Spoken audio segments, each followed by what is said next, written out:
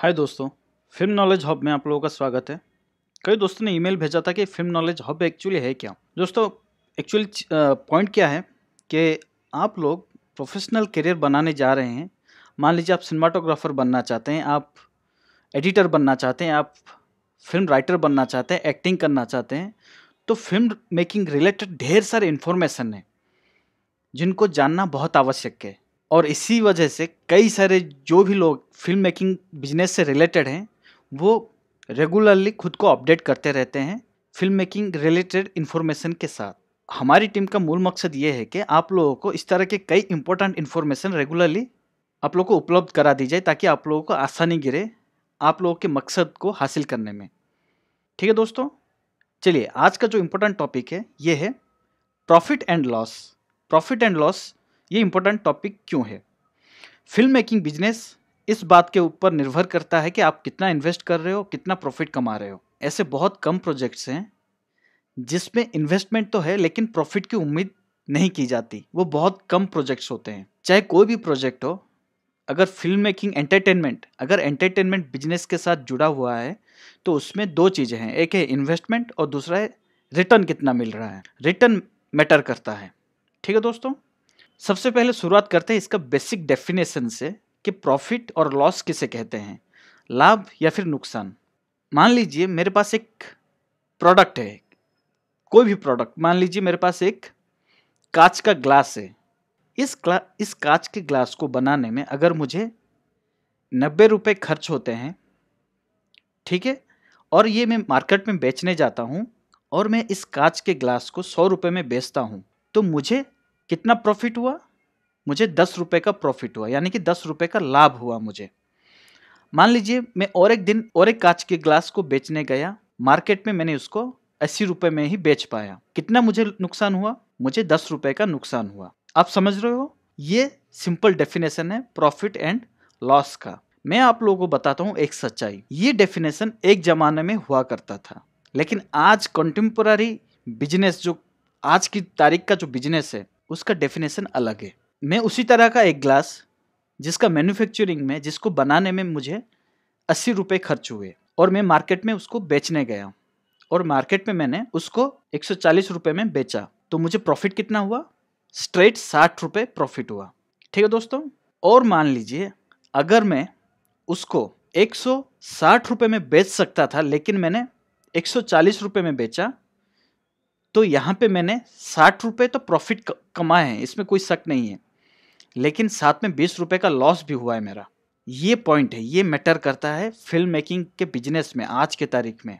चाहे आप film making करो, चाहे आप कोई भी कंपनी करो, ये मैटर करता है। वो ज़माना एक हुआ करता था जब आप 80 रुपये के लागत में एक कांच का ग्लास बनाए और 90 रुपये में बेच दिए या फिर 100 रुपये में बेच दिए, आपको 10-20 रुपये फ़ायदा मिल गया।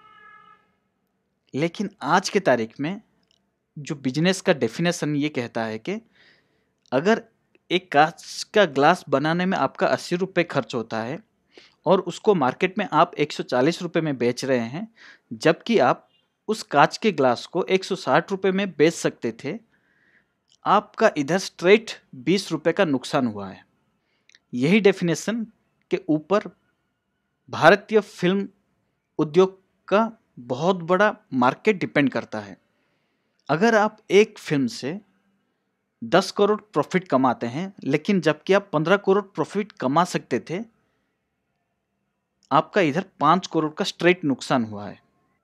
अगर आप अखबार रेगुलरली पढ़ते हैं तो आप एक चीज़ नोटिस किए रहेंगे, जो राइवलरी है, जो एक कंपनी का नुकसान कराना चाहती है, वो कंपनी क्या करती हैं, वो इस फिल्म रिलेटेड काफ़ी सारे अफवाहें मार्केट में फैला देते हैं। जैसे ये फलाना फिल्म उस फिल्म का नकल है, या फिर कोई कंट्रोवर्सी क्रिएट कर देते हैं।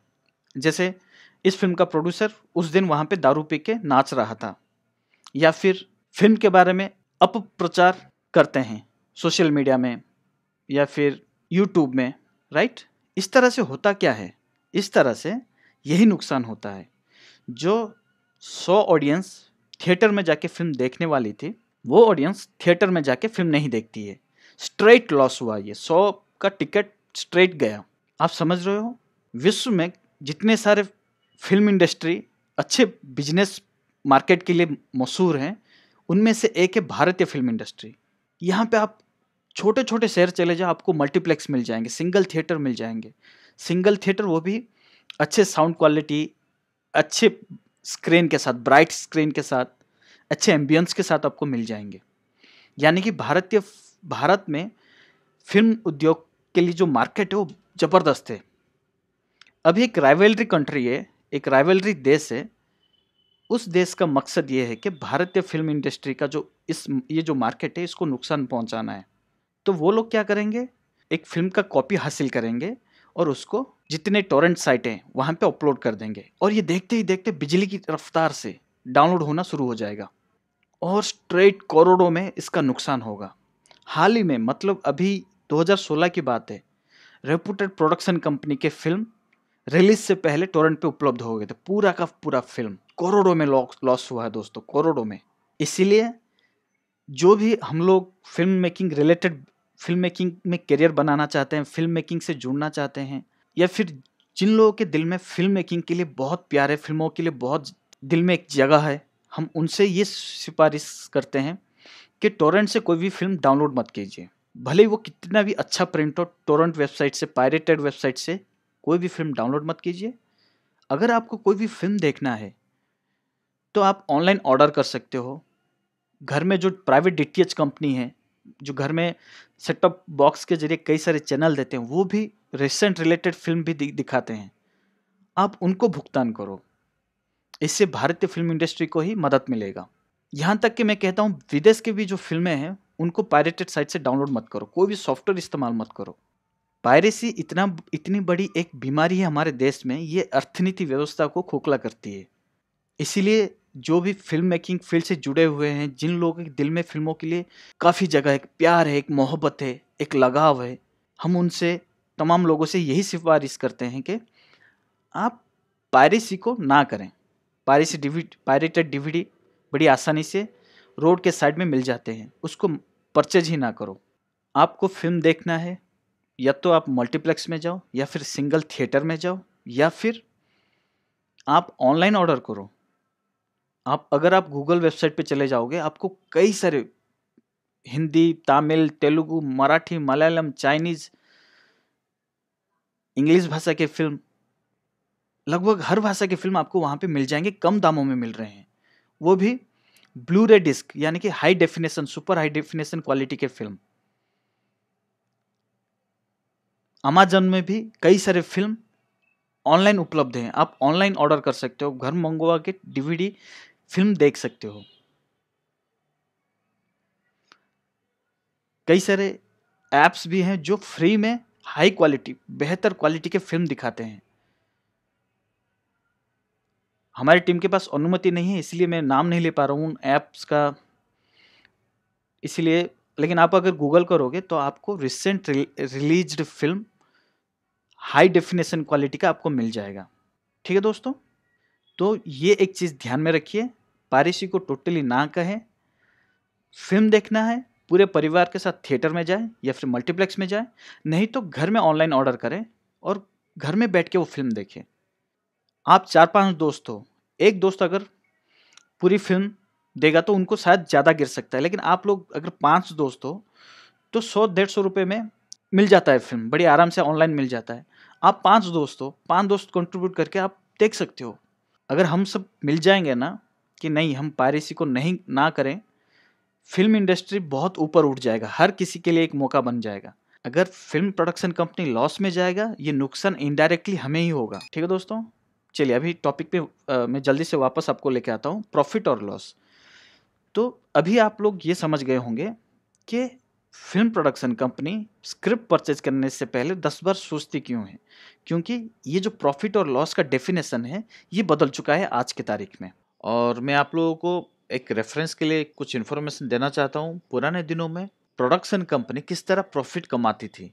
पुराने दिनों में 70-30% या फिर 80-20% का प्रॉफिट शेयरिंग हुआ करता था, लेकिन आज की तारीख में ये थोड़ा अलग है। आज की तारीख में कॉरपोरेट्स डिस्ट्रीब्यूशन करने लगे हैं, तो नतीजा ये हो रहा है कि ये जो प्रॉफिट शेयरिंग का जो चीज़ है ये 50-50% से भी शुरू होता है। ये डिपेंड करता है कि फिल्म में फिल्म किस बैनर के तले रिलीज हो रहा है, और फिल्म में हीरो कौन है, राइटर कौन है, इस हीरो का पुराना फिल्म का रिकॉर्ड कैसा था, इस फिल्म में अभी मौजूदा गाने किस तरह हैं, ये कई सारी चीज़ों के ऊपर डिपेंड करता है, और फिर प्रॉफिट शेयरिंग का जो कॉन्ट्रैक्ट है वो डिसाइड होता है।